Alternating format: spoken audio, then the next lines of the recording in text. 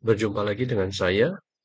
Hari ini saya akan men-sharing-kan bagaimana menginstall Publish and Perish, lalu bagaimana analisisnya. Berikut ini adalah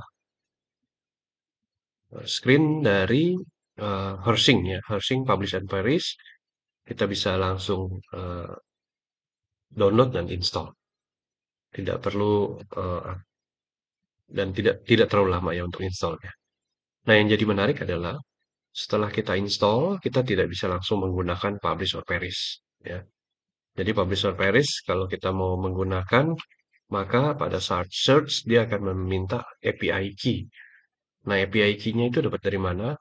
Kita harus ke Scopus, kita register di sini ya, scopus.com, silahkan register gratis.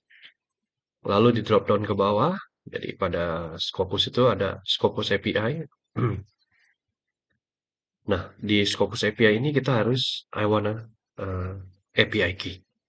Ya, setelah kita I wanna API key, maka langsung terlihat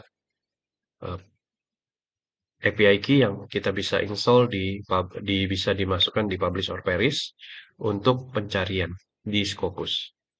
Ya, ini adalah oke. Saat ini saya akan memberikan penjelasan bagaimana menggunakan Hersing Publish or Perish. Dari layar bisa dilihat ya bahwa ini adalah tampilan dari Hersing Publish or Perish. Nah, Publish or Perish ini mempunyai beberapa indicator. Contohnya, paper yang bisa di-download itu hanya 200, bukan di-download, ditemukan gitu ya. Sehingga pada saat, nah contohnya ini supply chain gitu ya. Saya masukkan di title supply chain, saya masukkan di 5 tahun terakhir. Ternyata dia mentok 200. Artinya apa? Analisis pertama kita, bisa aja paper yang di sebenarnya itu lebih dari 200. Nah, ini hati-hati. Makanya kita coba kecilkan. Kita lihat dari tahun 22 sampai 23 ya. Setahun kita lihat. Ternyata dia masih 200 kalau lihat di sini. Berarti paper yang berjudul supply chain itu banyak sekali. Ya. Nah, kesimpulannya apa? Kalau dalam 1 tahun aja udah lebih dari 200 ini.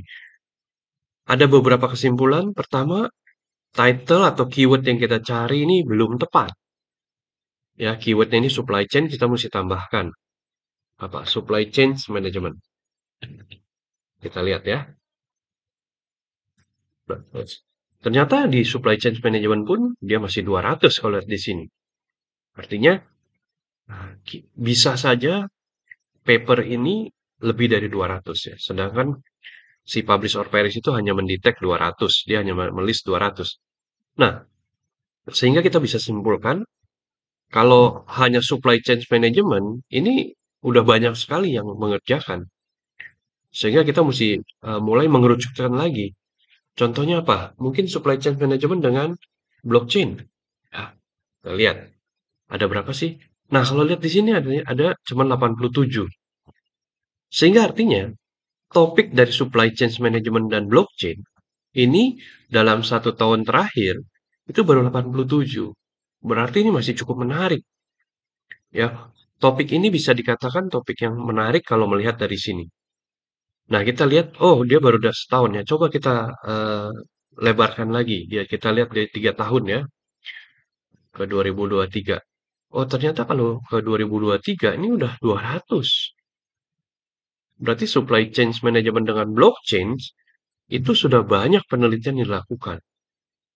Ya, banyak penelitian dilakukan tentang supply chain management dan blockchain. Sehingga apa yang kita mesti lakukan, keyword ini kita mesti tambahkan supaya lebih spesifik. Artinya kalau kita membuat seperti ini, eh, penelitian kita quote unquote itu sudah banyak diteliti oleh orang lain juga, ya, karena publikasinya terbukti udah banyak sekali. Nah, kalau kita coba tambahkan lagi IoT gitu ya, IoT, apakah dia masih menarik? Nah, ternyata kalau supply chain management dengan blockchain dan IoT itu dalam 3 tahun terakhir baru 14 paper. Nah, dari sini kita bisa simpulkan ya bahwa di 3 tahun terakhir ini mengenai supply chain management dengan teknologi blockchain dan IoT, ini masih hal yang menarik, ya, karena dia, masih baru 14 paper. Nah, ini analisisnya, ya. Makanya, eee, kita bisa melihat dari publish or perish ini judul-judul penelitian yang menarik apa, ya. Contoh lagi umpamanya SDG. SDG ini Sustainable, Development ya. Oh, ini ternyata masih banyak ya. Coba kita langsung cancel aja, kita lihat. Sustainability Development. Kita lihat apakah dia masih banyak. Oh, ternyata Sustainability Development juga masih banyak ya. Dalam 3 tahun terakhir aja udah 200-an. Kita tambahin dengan blockchain. Apakah hal ini? Wah, ternyata dalam 3 tahun baru 3 ya. Nah, ini topik yang menarik ya. Biasanya kita menggunakan, kalau saya biasanya kita menggunakan sources Scopus. Kenapa? Data-datanya cukup reliable ya. Eee, di sini walaupun bisa cross-reference ya, biasanya saya menggunakan Scopus.